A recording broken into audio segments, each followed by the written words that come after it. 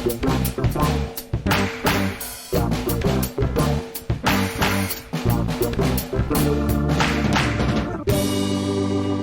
welcome to Star Wars Spelt Out. I'm your host, Josh Chapman, and today I've been away for a while. I took a little Star Wars break. I think I got a little Star Wars out after Celebration and May the 4th and everything else. I just needed to sit back and cool the jets a little bit and let people miss you for a little bit. But good to be back this week, and we've brought in a special guest.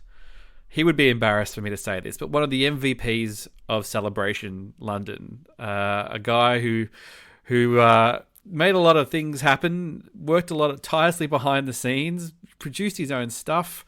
Let's get him out here. Shawn Hoffman, friend to all podcasters, the man behind the scenes at a lot of places. How you going, buddy? I'm pretty good, man. I'm honored. That's quite the title and accolades there. Wow, I'm kind of like taken aback for a minute. I was like, whoa, wait a minute, whoa, this is serious. Well, you're like the man in the chair, to quote Spider-Man, but you got like a lot of fingers and a lot of pies. Like every time someone I listen to a podcast, whether it's like Bad Motivators or Blue Harvest or me or a bunch of other ones, your name always comes up. You're always in the background doing stuff, helping out. Like you got a lot on your plate for Star Wars podcasters. Yeah. I think it kind of goes back to I think everybody would love to have their own podcast or just kind of have the sense of community. But like, if everybody else is doing such a good job at it, like, why not just get involved in ways that I'm able to, like, that are meaningful and helpful. And so that's what I've tried to do. And which is perfectly similar to what I actually, back in the day, I did some video stuff with Steel for Steel Wars, and that was sort of how him and I became mates. Probably a similar thing where it's, the call goes out, can anybody help out with this? And you go, oh yeah, I can have a crack at that. And then you do that, and then and then eventually you move on. So I'm fully expecting you to have your own channel or your own podcast soon. Eventually, you'll just be like, this is easy. I don't need to be working behind the scenes for these suckers. I can just put myself front and center and use my resources for my own gains. I think I'm good with where I'm at. I think I kind of like the behind the scenes stuff. It's low pressure, I guess, is a good way to put it. Well, it's good to get you on the mic every now and then as well. I think people, you've got very good things to say when it comes to Star Wars and stuff. Anyway, but obviously, like, just going back to Celebration, we caught up at Celebration, and you were very helpful in regards to me. You were my beanie mule, and helped get a lot of stuff to people who weren't there, because London, we had a lot of people who weren't there, and you were just like, no man, like, just hand them over. And I remember as the days kept going on, I'm going, how many do you reckon there'll be? And I'm like, I reckon maybe 5 or 6. I reckon there'll be 5 or 6 of them. And then it went up to probably 8 or 9. And I think there ended up being about 10 or 11 by the end. You're like, well, the bag's probably getting a little full here. That's why, I made sure to bring one of those like compression bags, like the little vacuum bags that you push down and it suctions them down really small. I made sure to bring one of those with me just in case. Just in case. It's always better to be prepared, I guess. You get to a point you're like, well, the girlfriend's going to miss out on these presents and these presents because I've got to ship a bunch of stupid beanies to people in America. Sorry you couldn't get that thing that you really wanted, but no, it was definitely appreciated, and it was like an efficient thing. You sent me a photo and you had like all the bags and everything lined up, and it was a whole thing. So it was good. And that's one of the reasons why I offered. I mean, it wasn't a big deal because I have like a whole room in my office that's pretty much like a shipping center. So I'm shipping out boxes almost daily, for various reasons, hikers, whatever. And so I'm like, this will be easy. I have all the equipment. I have all the stuff. I tried to at least go like, easy. Try and keep it as, like, here's everything I can give you, addresses, names, all that kind of stuff. Keep track of it. Like, try and make his life somewhat easy, so you're not like going, so what's Eric Struthers' address? Do I have to chase him up? Like, no. I'll get you as much information as I can, because there's always a bit of behind the scenes, like, because in the case of this, I always go like, wait till you get it, and then we'll, send me your address. Wait till you get it before we worry about anything else. But yeah, I mean, I don't know. I mean, Japan feels so far away. But the plan is, at least for me, is to go to Japan. So I feel like there'll be a lot of drop-offs again, but I'm not... It might just be next time. If it's too hard to post, you might just miss out. It might have to become an attendance exclusive. I'm not sure yet. I'm not too... I think a lot of people would be sad. I'm planning on being there as well. So if you need another beanie mule, right. Like, as long as it's not like 60, I think we should be good. I think customs might get on me a little bit if I start rolling in that deep. But I always worried about that going in. The yeah. first time when I went to Chicago and I had them in the bag, I wasn't quite sure what the deal is, and I sort of did some googling and blah blah blah, and especially because they were just given away, and you're just not too sure if that's going to happen. But the last few times, but they don't care. It's not. They're more worried about more illicit stuff coming into the country, I think, rather than some stupid hats. Yeah. But yeah, look, Japan, we'll see. Like I always tend to limit them to about 50, and if we get enough people there, I don't know. It feels weird to just talk about it. It feels like it's still far enough away to not have to worry about it yet. Or are you secretly just sort of like, I'll do a little Googling on the side? So what's funny is we're actually, before we knew it, we were going to Japan for Celebration. We actually have a trip planned to go to Japan this November or October, November. So Recon. I'm not worrying about it until, and I didn't plan any of this trip. So I'm just kind of like, well, I'm going to go do this. And then that'll be my learning experience. And I'll come back and act like I'm an expert, even though I did none of the legwork. Well, you can at least go. Well, we just got to take a day out to check out go take a day to check out the exhibition center, or at least figure out where it is, and you don't have to go to the car show, or you get there and it's like, oh, the car show is on at the exhibition center. Maybe I should just go and get a check out on the layout. Find out where the toilets are, find out what the access is like. That's probably take some photos, post them in Recon. Yeah. Yeah, I think that's a good idea. Well, the problem is, it's like, and I had that, well, it's not a problem, but if you get anything that's close to local knowledge, which is what I had in London, everybody sort of turns to you and goes, so, local person, like, what's the deal here? What are we doing? And I'm like, all right, well, let's just go to all the things that I know, and I'm not, that's all the local, I'll just impart my local knowledge and just make everybody go to the places I go to. Hey, I can't speak to the pressure that maybe you felt from that, but I will say that the recommendations were awesome, and I had a blast. So, hey, yeah, I think everybody worked out well for me. I think everybody did. Yeah, I mean, we haven't done I am planning on doing like a proper celebration recap episode, and I'll just invite whoever went along, and we'll just talk about it in general. But I just got so Star Warsed out, as I sort of just said in the intro. Like by the time I got the celebration and got back, and then I did a Mando screening when I got back, and then I got COVID, and then May the 4th hit, and then Visions came out, and then Survivor came out. It was just too much Star Wars. Sometimes too much of a good thing can just be too much. I feel that. There was a bit I think I hit that right at the end of the Mando or middle of the Mando season, where I think I was just kind of got caught up in all of it. I'm like, I need like a break. Yeah. But then I think Celebration kind of rejuvenated it a little bit for me, and yeah, I'm excited. Like excited to talk about Survivor and just all that fun. Yeah. Well, let's actually, before we get to Survivor, because we are going to talk about Jedi Survivor, and I want to do that, but we are going to talk spoilers. So I think what we'll do is we'll come to that a little bit later, and therefore, if you're just listening because you want to listen and eventually you don't want stuff spoiled because people will just turn off, I'm sure. We'll just touch on Visions. Were you in the Visions panel? I'm just trying to remember. Were you I was there? not in the Visions panel. You weren't. That was one of the ones I did not go to. I don't remember why, but I wasn't there. You were too busy just walking the floor, I think it was the last day. It's always sort of like, oh, do I walk the floor one more time? Do I walk past that piece of merch I haven't quite decided I'm going to buy yet? And and I feel like that was at the same time as the Micro Galaxy Squadrons toy line panel that I really wanted to go to because I hadn't been to any of the small panels, and I'm glad I went because it was just super super weird and goofy. Was that I love that. I love that line.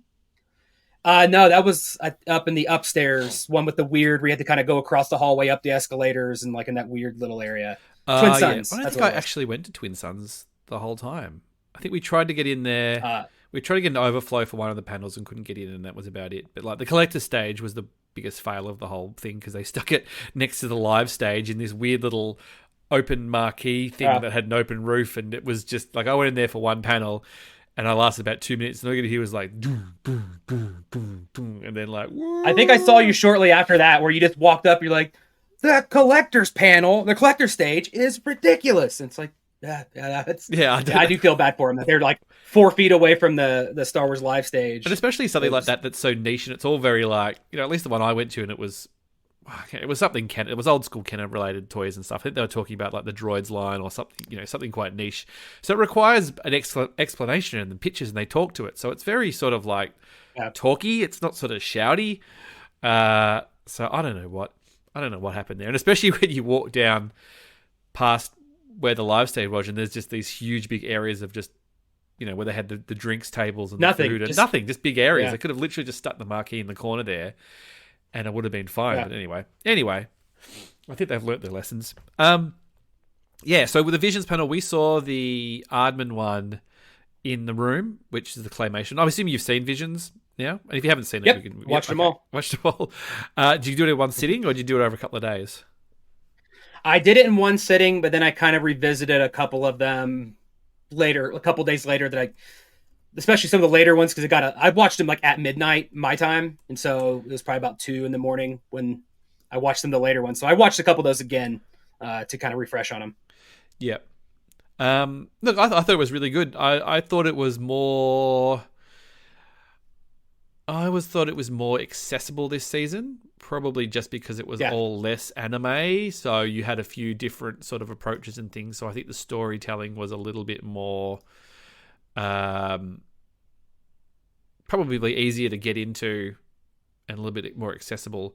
But it was kind of funny, like after watching all of them, and I think I did them all over about 2 days. It was a bit like, all right, it's either going to be somebody stuck under the thumb of the Empire, or it's going to be some sort of Jedi and a Sith facing off. Like, it felt like it kind of fell on those two categories, probably apart from the Aardman one, which I think was actually quite a anomaly.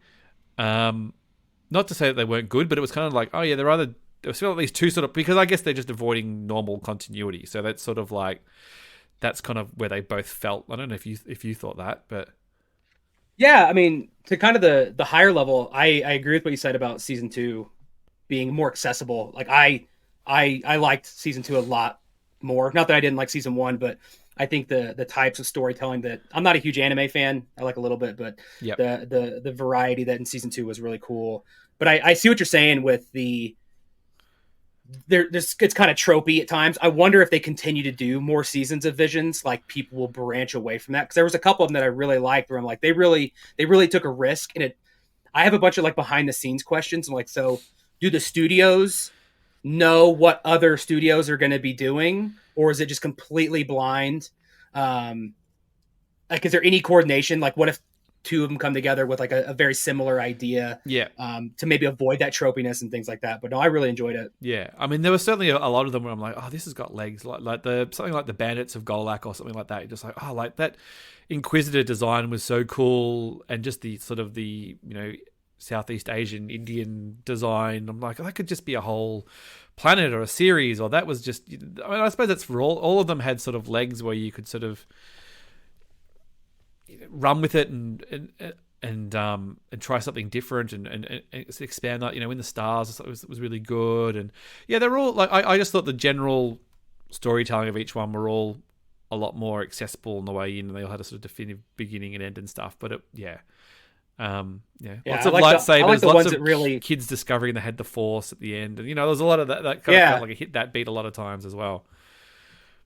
I like the ones that really kind of compressed the story, beginning, middle, and end, but also made you think about kind of the larger the larger complications. Like for me, Screecher's Reach was top tier. I loved it. It's dark and it's not the most positive, but I think just the questions that you kind of come up with, like, it's only a 15-minute episode, but if I can think about it and just keep thinking about it for hours and hours and hours and days and months later, of like, so was the one that always gets me, I'm like, so was the witch put inside the cave by the other one as a sole purpose of testing? Kind of yeah. Yeah, it's like a bait. It's like, oh, she's the older, maybe she was the master at one time, and then the younger one put her in there. It's like, nope, we're going to keep you alive, but you're trapped here. It's like, oh, that's brutal. That's so dark. I was quite sure where that one was going as well. And that was, that took some, and again, because it was that there was a lot of like young person discovering they've got the Force kind of thing. Though there was probably 3 or 4 of those, maybe even more, that had that, and flipping it on its head a little at the end. Going like, no, I'm gonna embrace the dark side, which was quite something different.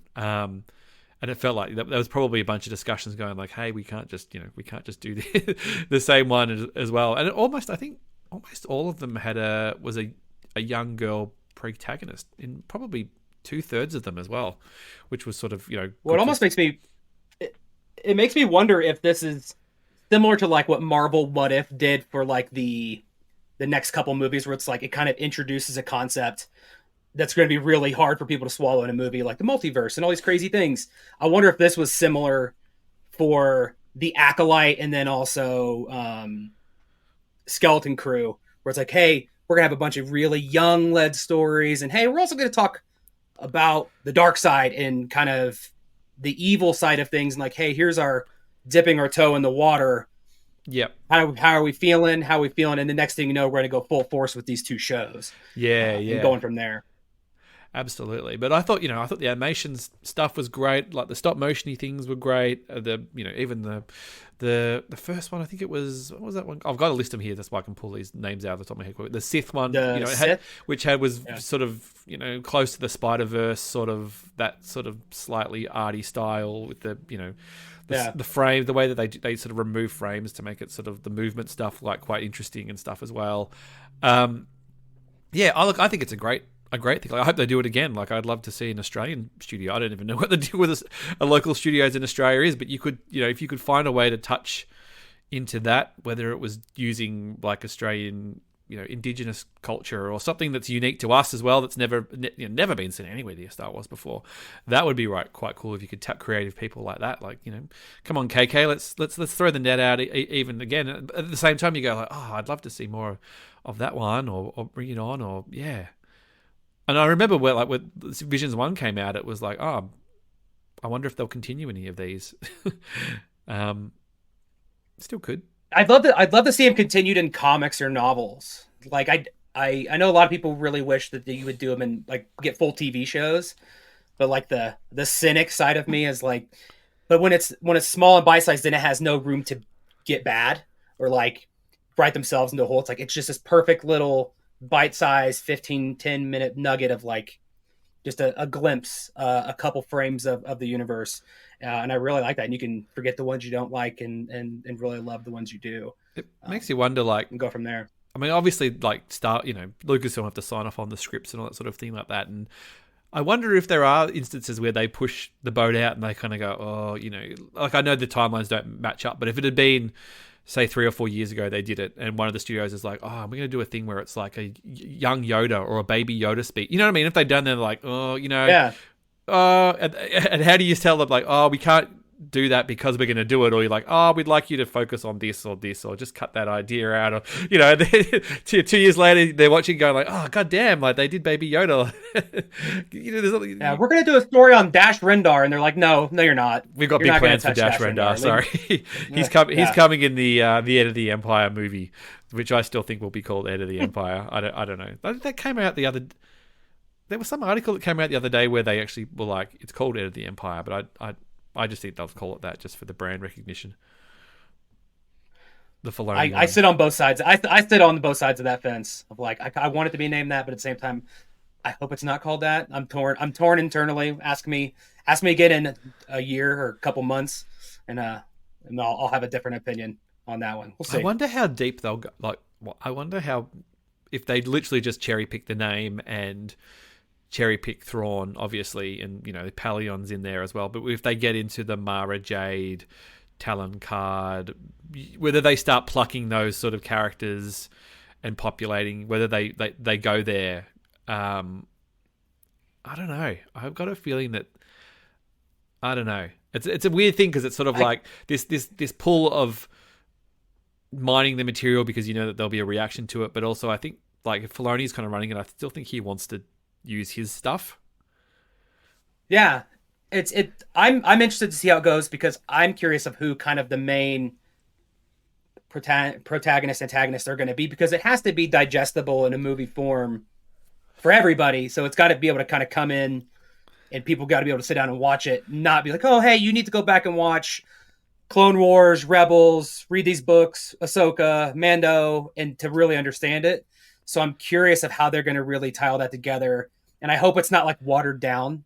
I'm really hoping it's not that. I don't think it will be, but I'm curious to see kind of the logistics of it, of what's the opening scene going to be? It's like you all of a sudden you walk in, it's Ahsoka and the Rebels crew just hanging out. Yeah. Like, all right, let's go get Thrawn, and on off we go. Yeah, does it just feel where like, we'll go from there. to be continued at the movies, like Ahsoka, whatever, Mando season 4 ends or whatever, Ahsoka season 2 ends, and it's like, to be continued and Heir of the Empire coming in theaters in 2026 or whatever the hell it's going to be.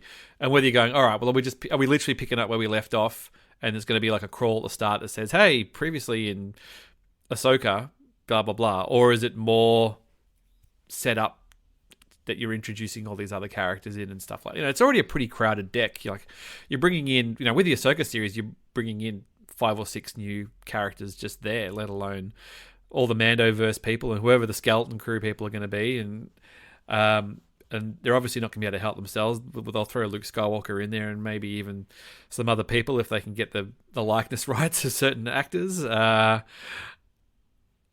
And then that throws in like that throws in like 3PO and R2 and Lando and like all of a sudden you've just got like this like 35 people in this movie that you've got to try and balance out. So my question is, do you think the movie will take place in like the universe as we know it, like the known regions, or do you think it will require, and that's how they kind of lose the Luke and the 3PO and everything, like they go. No, I think they go find them. It'll be like, this is the big threat to the New Republic, and it's happening on your doorstep, and we've kept it reasonably vague about what happens in here, and there could be, another humongous adventure. Then this is it, and these people are in it, and it's going down in places that we are familiar with. Whether it's your Coruscant, of course, Tatooine will probably get it run, and all those, all that kind of stuff. And who knows? Like, it might be they might go, you know what, we're going to run this as a trilogy. This is going to run till 2030. There's no reason why it can't, but potentially if we do it like that, and whether they do, what were the other movies? Was Dark Force Rising was the second one, and what was the third one? I've got the books are somewhere. Someone's yelling out right now. Last Command. Yeah, is that it? Last Command. But I can picture the covers. I just couldn't think of the names. Like Command something. Mara Jade's in some weird like camouflage, I think, on the cover of one of them. Yeah, so I'm sure I'm the only person who thinks this, but do you think it will? Have they confirmed that it will be in theaters, or do you think there's a possibility it could be a Disney Plus special, like a movie event there? I'd assume theaters. I think when that was introduced, like Kathy Kennedy specifically said, our theatrical.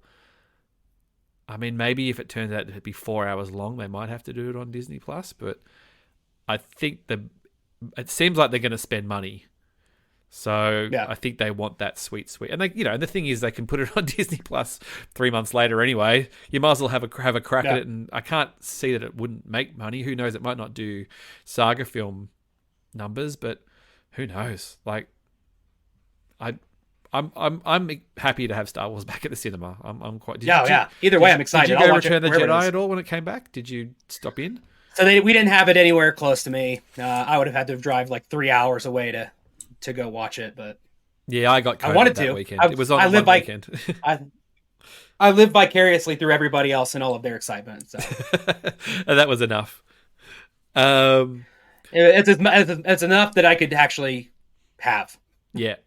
Look, I was going to take my daughter because she hasn't seen it, but we haven't finished Empire yet.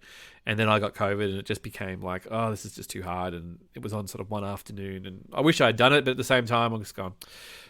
It'll be back. They'll do it. They'll do it again. So yeah, Visions. Happy about Visions. Happy to do more.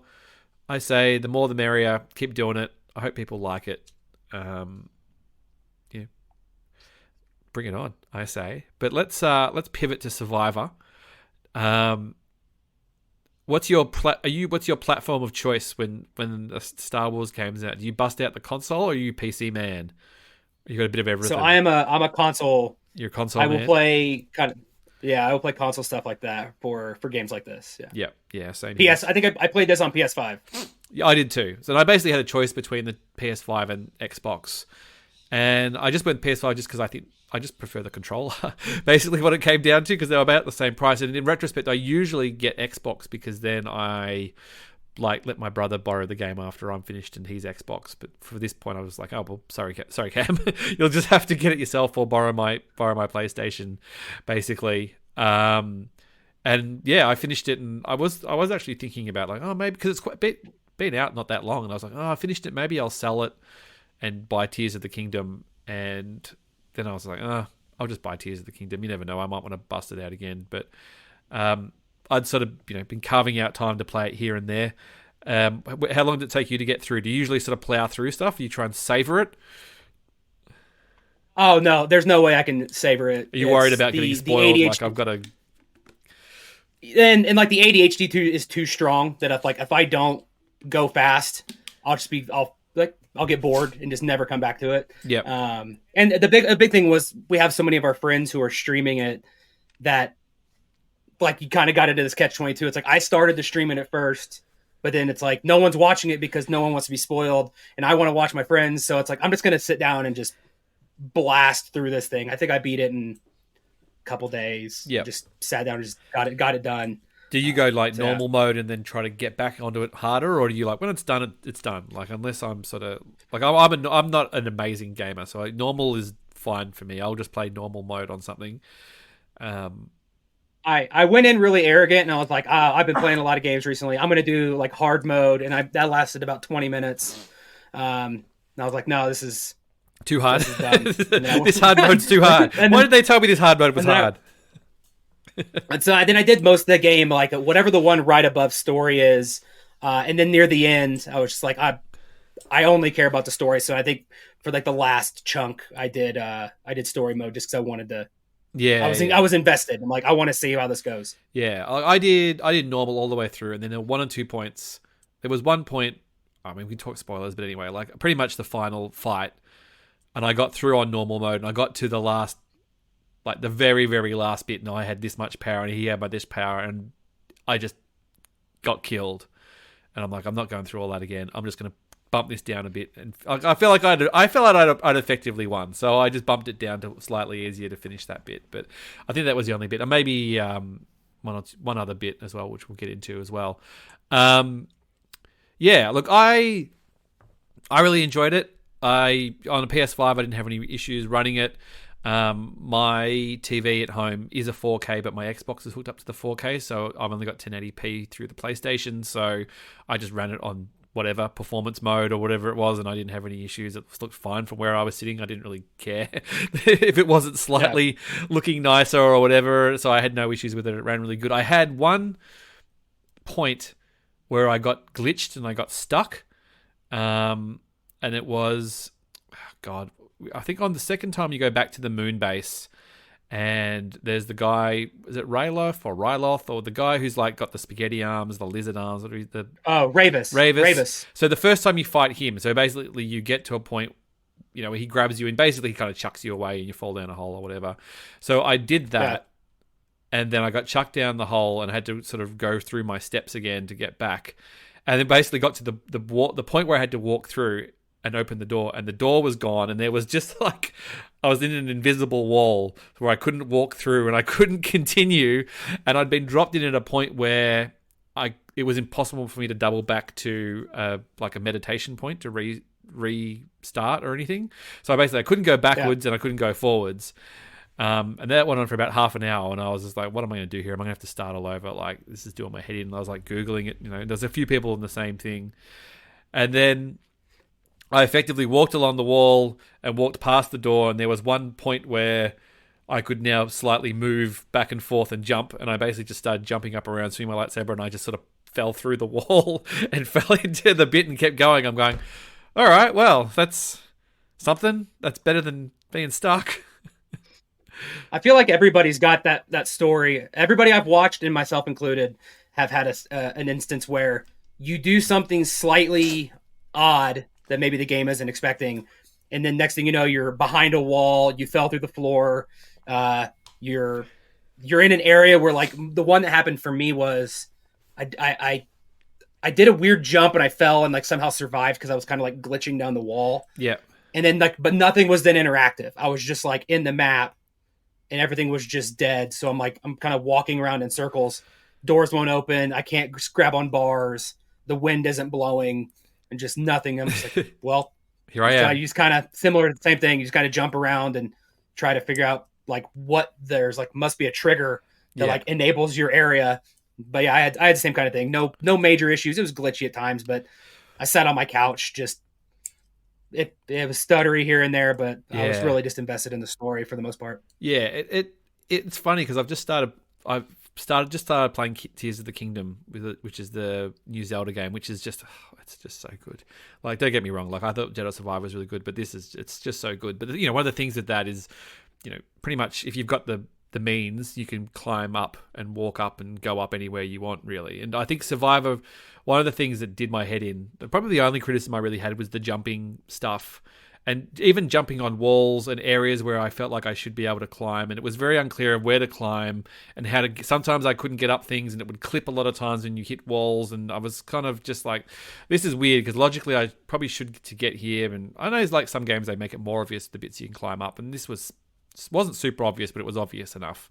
But like just some of the jumping mechanics, like every time there was like the shortcut rope, if you weren't like perfectly in the middle and made a perfect jump right in front of so many times I went to jump a shortcut and just fell off the edge. I'm going, how did I was literally right there. Like make the whole hit area huge. What difference does it make? You know what I'm doing? I'm trying to jump on the thing. Like that just did my head in. Like I didn't mind the jumping gets more complicated as you go along. You start to do more time jumps and you got to jump and another jump and get across. And I was all right with most of that. But there was just some of them where I'm like, I'm just falling like right through an area where I should be able to grab onto something and just, yeah. Those bars are the worst. It's like you go through the swinging pipes. It's like you hit it and you miss it, you won't grab it at all. But you're off to the side and somehow you just like jerk back and next thing you're swinging on the pipe. I'm like, this makes no sense. Well, there was one point on Jakku, I think it was, and I got in this sort of like bit where there's walls everywhere. And my first instinct was to go, this is the way I go. And I'm jumping past this bit over and over and nothing. I'm like, well, obviously that's not it. And I got to a point where like 15 minutes went by and I'm like, all right, I'm just going to quickly check a YouTube thing. And some person's just done what I've done and they've just stood in a slightly different spot and hit the bar at a different point. I'm like, I was there. Like, I'm already there. Like, let me commit to that.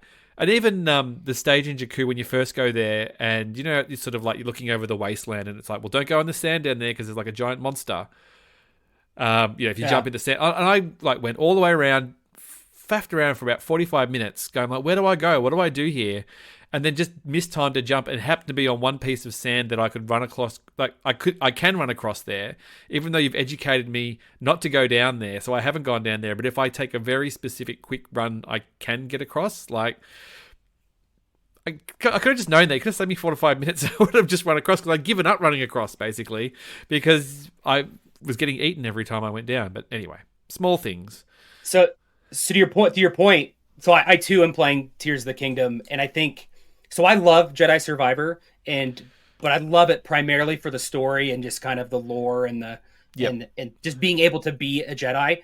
I will say I don't think it doesn't for me encourage exploration and experimentation because, like you said, it's like the number of times that I got like stuck on a rock because I'm like, can I climb this? Next thing you know, I'm like jittering down like a 30-degree slope. I'm like, what is happening? Like, why can't I get up there?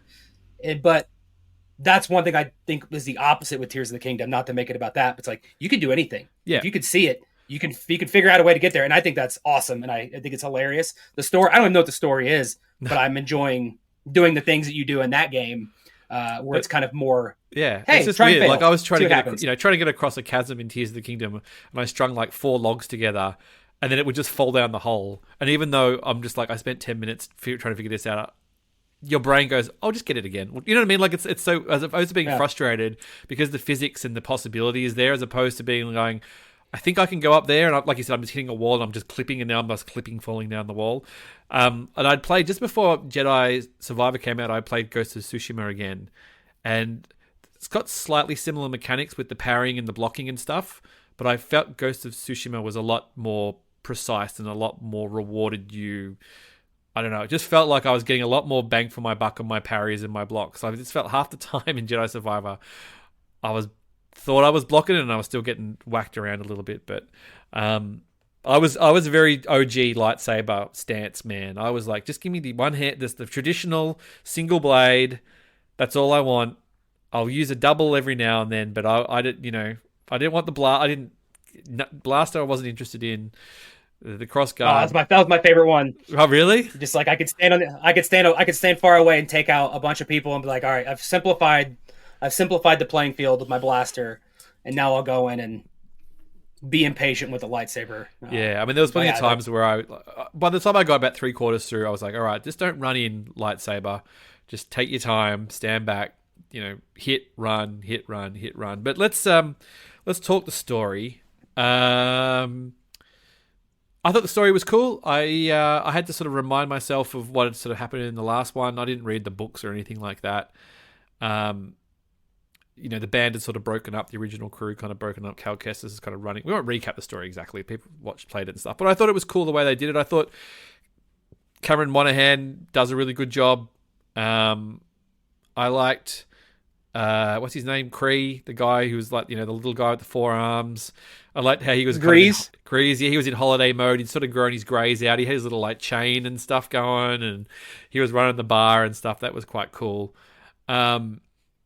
And yeah, I thought the idea was good that they incorporated stuff like the hidden path and things. So is it supposed to take place? I'd heard pretty much the same time as Obi-Wan. Is that correct? I'd heard that was running. It was running similar timeline wise. I don't know if that's true or not. Seems like it would make sense. Yeah, seems like it would make sense. Yeah. And then obviously you get the new guy, the jetpack boy, who kind of joins the crew. Who, I mean, let's spoil. This is going to be spoiled. So if you haven't played Jedi Survivor, or you don't want it spoiled. Bad luck. Just turn off. Don't turn. But come back next week if you're going to turn off. Otherwise, we're going to spoilers and stuff. So thanks for stopping by. Yeah, thanks for stopping by. But he's Jedi Survivor supporter. So basically, he's the sort of the betrayer at the end. So they sort of have two sort of bad guys. They have a sort of a resurrected Jedi who'd be in stasis or whatever, living in a bacta tank from the High Republic. So I did like that they brought in the High Republic, and he'd sort of gone crazy and lost his arm, and he was working with that other guy who was running the bandits and stuff. And it's quite interesting because you dispose of them, what, 3/4 through the game, I suppose. That's all right. And then it's revealed that they get sold out by the guy who'd sort of joined you, jetpack guy, who, it was kind of interesting because I'm going, he's either going to betray them or he's going to get killed off here, because he's mentioning his family a lot, which is always a bad sign. And I'm actually surprised he did have, I actually kind of thought that was just a cover. So the fact that he actually did have a kid for real was slightly interesting. It blew my mind that he was like, had a red lightsaber. That's the part that really threw me. Like when I first started playing, I was watching other people stream. Like when I played, I noticed some stuff very early on Coruscant where like he did weird things with his eyes, like where he would kind of like linger at a conversation like too long. So I'm like, I don't trust him. And so shifty eyes. I feel really bad because I was on Hawes' stream very early, like it's like first or second time playing through, and Bode came up, and I was still pretty early in the game too. I'm like, yeah, I don't trust him. I think he's a bad guy. And they're all like, no, like, he's fine. He's cool. He's like a bounty hunter. He's got a jetpack. I'm like, nope, I don't trust him. So now I feel bad. Now I'm like, dang, he actually is. Like, well, you can speculate. That's what it's all about. But yeah, he was quite a good character. So yeah, like he had a red lightsaber. So it was there was quite an interesting bit where Cal Kestis is just like, how did I not see this coming? Like it was almost like that Palpatine, how did the Jedi not know that Palpatine's a Sith kind of thing. And yeah, it's kind of explained away. It's not really addressed fully about why that is the case. But he was a bit just like, oh, dude, like he's been here the whole time, sitting in the back of the ship, just kind of cruising around looking cool. Yeah. I did like... so one of the big things of the game, obviously, towards the end, is that Cal basically starts using the dark side. Which, can veer into Force Unleashed if you're not careful. But what I really, really liked about it, which I thought was so clever, is that you can kind of choose to use it to beat the game easier. Like, it literally is the easy path. Like, if you wanted, towards the end when things get hard and there's waves of enemies and you have to go in there and start clearing house, you can, and the meter kind of fills up a lot quicker, and you can sort of double click the buttons, and all of a sudden you're using dark side. You can kind of clear out. it's kind of like an easy way to do it. So it's literally this thing. Like, well, I'm going, oh, like if I, because I think that maybe the first time you do it, you don't really have a choice, and then after it's kind of just there that you can do it. And I'm going, am I gonna like break the game? Like, am I gonna get some weird bad ending if I keep using it here? Or I don't know. I felt like I had like a real dilemma like in it, which was quite clever. I thought. I thought it was interesting that like I found myself tapping into my own frustration with it, of like you get to a part where it's like I just want to get through this, and the way the controls that they use to do it, it's almost like you click in both sticks. It's like I'm mad, committing, squeeze it. Yep. Like, yeah, it's all kind of goes hand in hand. It's like, it's not even Cal's anger and frustration. It's mine. I'm like, I want to kill all of these stormtroopers, all of these droids. And it's just, I thought it was really cool too. It didn't go, I was nervous when you first did it. I'm like, and you realize you still get to keep doing it. I'm like, please don't go Force Unleashed. Yeah. But I thought they did a really good job with it. And it's cool effect. Because it's quite interesting because he sort of does it at one point in the game, and it even acknowledges, and it's is it Mira? He's sort of his girlfriend. You know, he even admits that he's really worried and stuff. And so you've kind of got this thing going. If I just keep using this bit that's available to me, am I gonna just, even in like the last fight and stuff, it's like, am I gonna use the dark side to finish this guy off here? Like, what's gonna happen? Am I gonna just do the glowy red eyes? Like I saw a lot of like people talking about grey Jedis and stuff online today, and I don't know if that's off the back of that. Maybe people are just freely speaking spoilers now because it's been out for a few weeks. I think the kind of concept of grey Jedi is kind of dumb, and I don't think that's what he's done. He's just been tempted by the dark side. But I like the idea that he kind of tapped in and pulled himself back a little bit. Like, a lot of the story was a bit like, well, I'm a Jedi, but the rule, there's no one really keeping tabs on me anymore. I can have a girlfriend, and I can. I think the concept of a gray Jedi is kind of like flawed because it's, well, I can use dark side things when it's convenient. It's like but you're knowingly kind of doing it, so you're kind of not great. I think with Cal, I think it kind of it does a good job of acknowledging that we have good days, bad days. We're all fallible.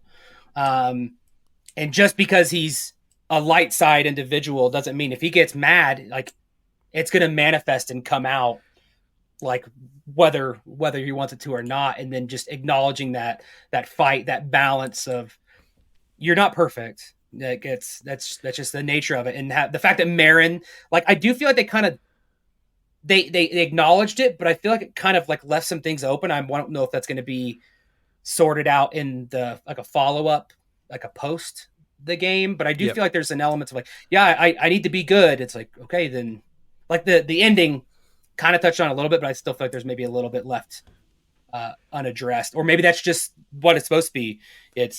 That is the way things are. There's gonna be times where you struggle and you tap into it, but then you acknowledge it and try to do better. And also, like, if it was something that had been under the old order, they probably would have kicked him out just for that. Like, there's just for that one indiscretion. Especially the way that the order sort of felt like it was, sort of Phantom Menace-y time, that they'd just be like, "Well, no, you're done, dog." In this case, he's because he was so. I mean, he was brought up in that sort of dogmatic thing now, and now it's like, well, the world's not so black and white. We don't have total control. We don't have the luxury of just being able to, move on some people and get some more people in. But I like the idea that there was the idea of a hidden planet that they could hide. And I did kind of think, are they going to is this going to be the convenient, that's where the Jedi go for the next, that's why they're not there during the movie. They're hiding out in the hidden planet. Like, I like the idea of that. I've made that joke a couple times. I'm like, that's Tanalorr and the World Between Worlds is going to be where Ahsoka, Ezra, Cal, they're all going to be in all these places.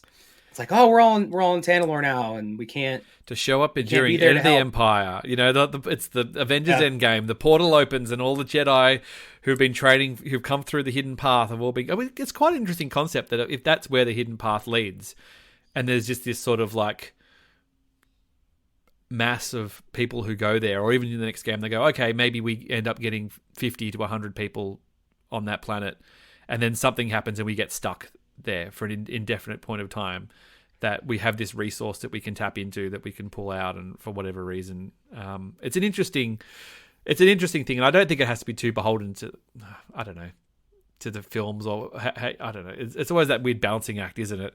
Like, you want more of this stuff, but you're sort of beholden to the, by the time Rey comes around, she's the last. Her and Luke are the last ones there, and like, how many does Luke have? Did Luke train all of them? Were they there for a while? We got 30 years. What can happen?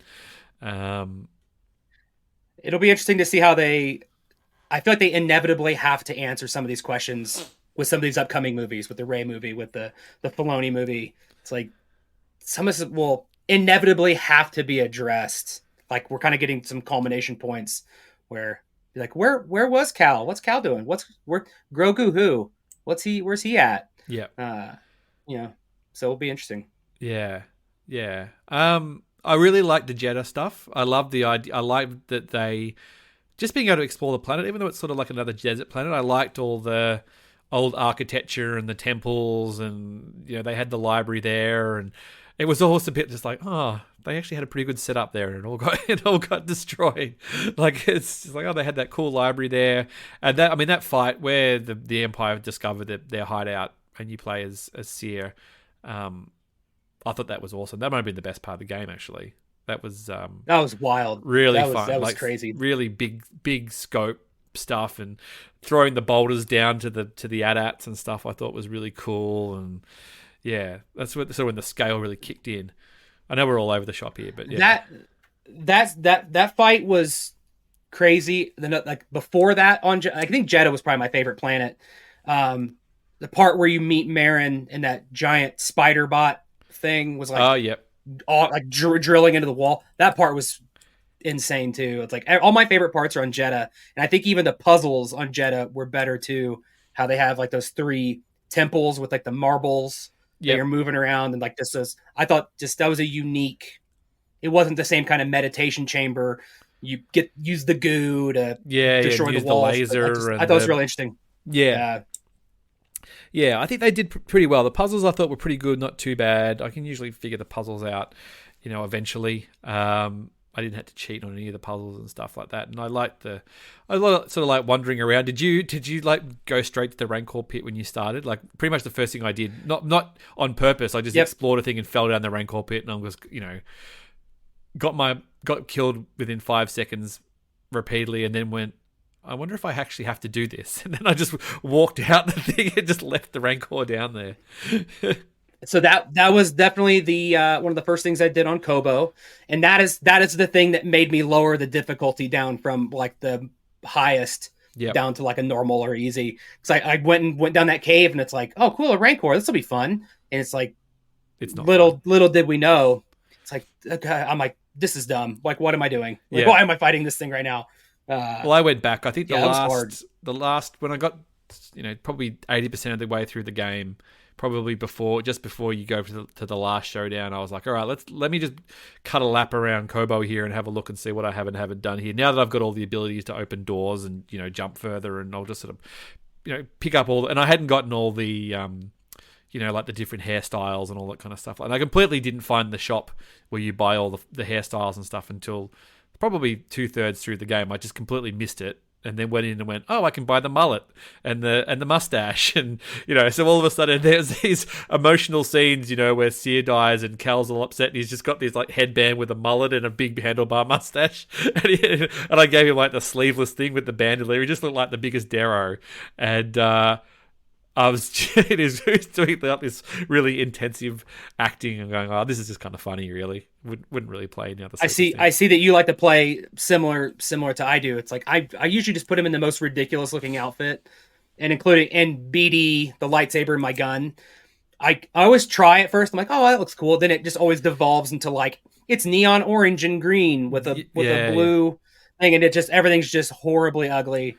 It's like, especially when everything else is kind of brown around it or whatever, like I sort of floated between green and blue, and I went yellow blade for a little while there as well, but it was just more fun for him to just be wearing silly stuff, really. I just thought that was funny. But so I then it was sort of tore around Kobo in the last bit, and went back to that Rancor fully abilitied up and just disposed of him without even taking a hit and going, this is a little bit easier. I can just zip out of the way here and take care of business, which is a little bit, which is much more satisfying, basically. It seems like it's a hit. I think they'll go around again. It felt like a middle. It did feel like a middle chapter. It felt like there was definitely more story there. I think yeah, it's definitely a middle chapter. I think one of the big things that I took away from it was one, the false ending with Dagon. Yep, was awesome. I'm like, I think everybody and their brother has thought like, yeah, I'm almost done. Like we're about to do this fight. We've climbed this ridiculous skyscraper thing, and and it's over, and we did it. And next thing you know, it's like it just keeps going and going.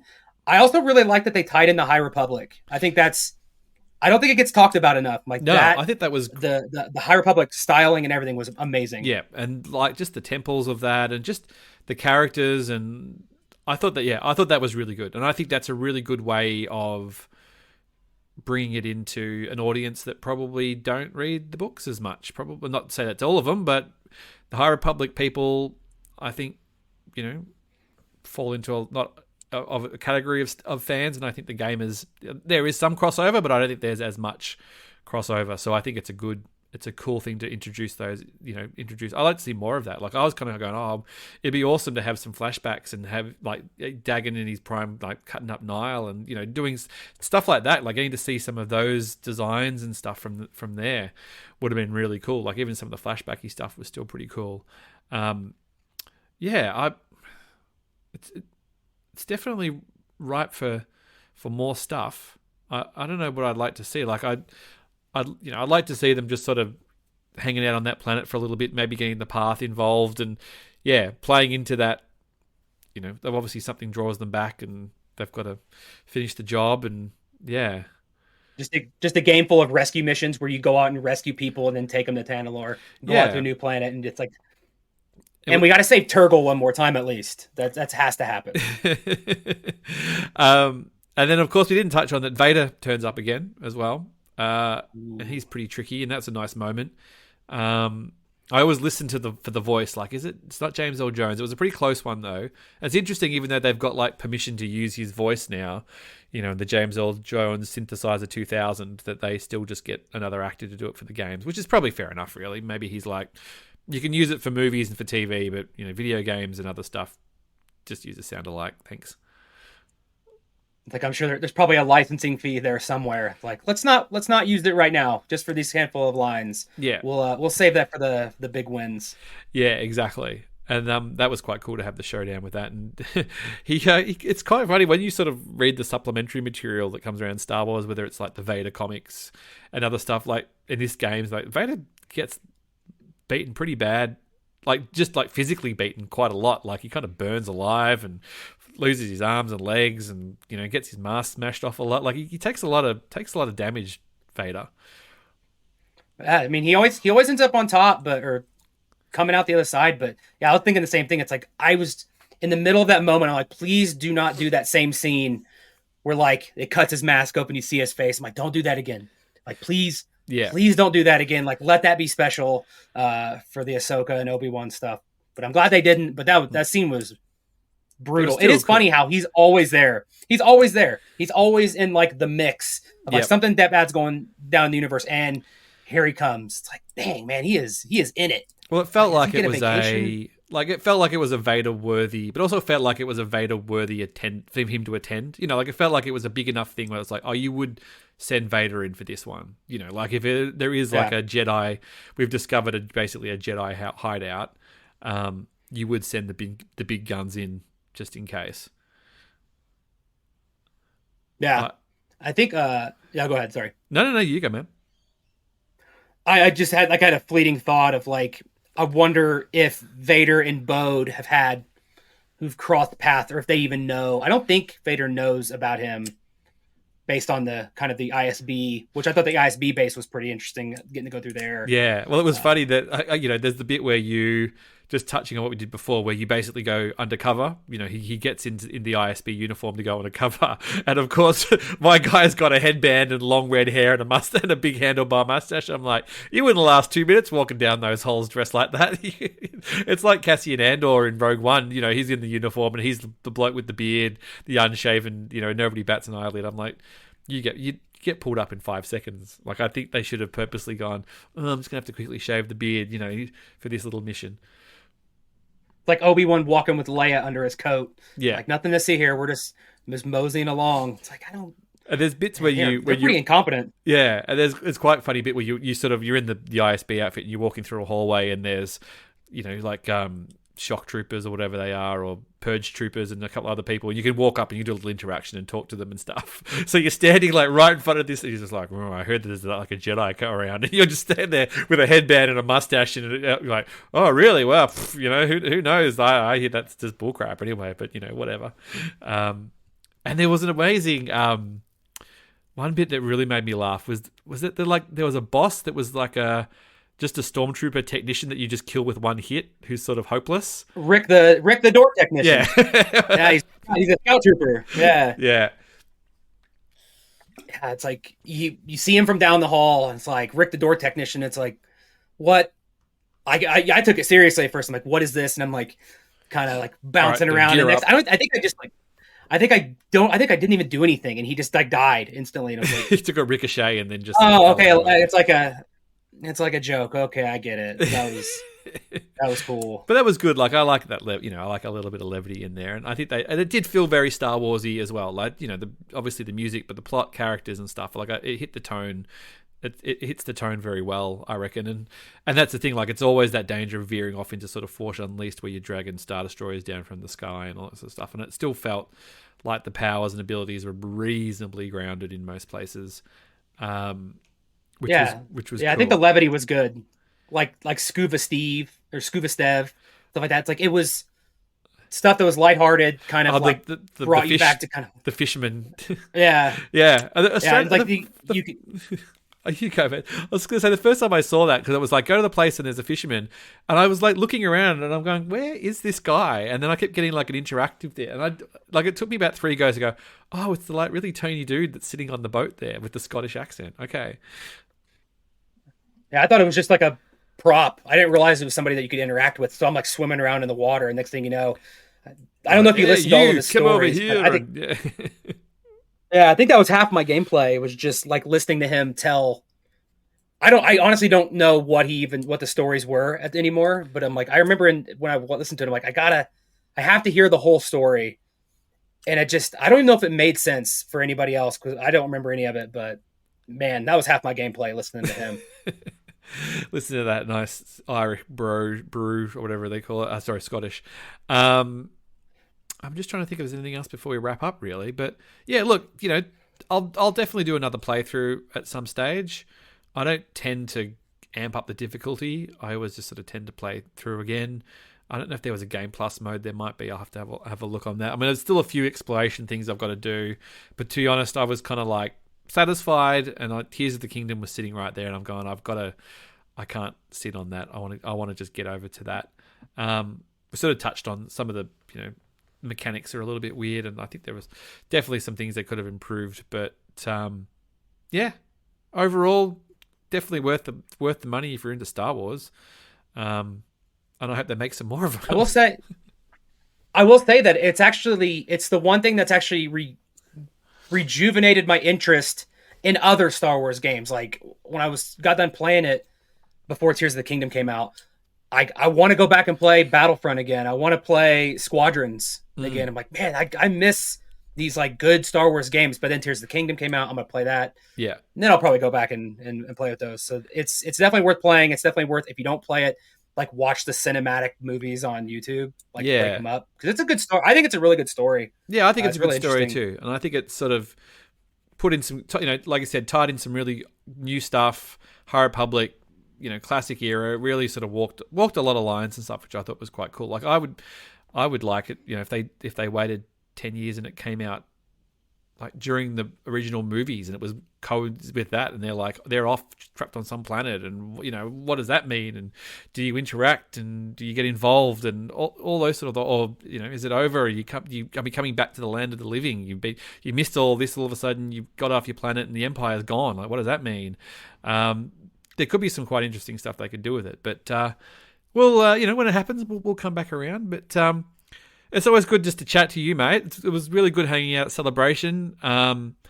It's a shame, obviously, we won't be doing Celebration next year, but I think for the mental load and the planning and taking a year off doesn't sound too bad, really. I don't know about you. It's nice to take a breather. And yeah, you can go have a nice, relaxing Japanese holiday.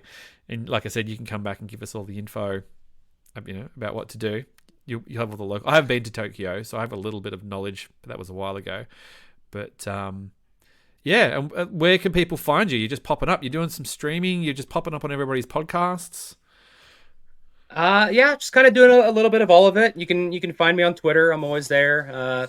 You can find me pretty much everywhere at Ice Planet Hoff. If don't want to try to do that, you can go to my website. All my links are there. It's Shawn.party. I'm on Twitch.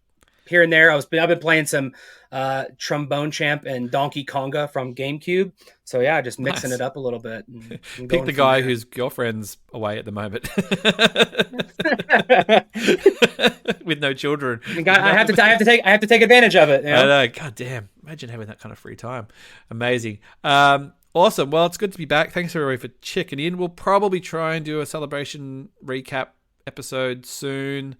We'll just see how we go. I've got a few people who are interested, who may never been on the pod before as well. So we'll just try to find a time that works, and then I'll just send it out for friends, probably you too, mate. If anybody wants to just jump on, and we'll just get a little thing, and we'll relive the memories. So yeah, thanks again, mate. Yeah, no problem. Thank you for having me on. I appreciate it. No problem. See you soon.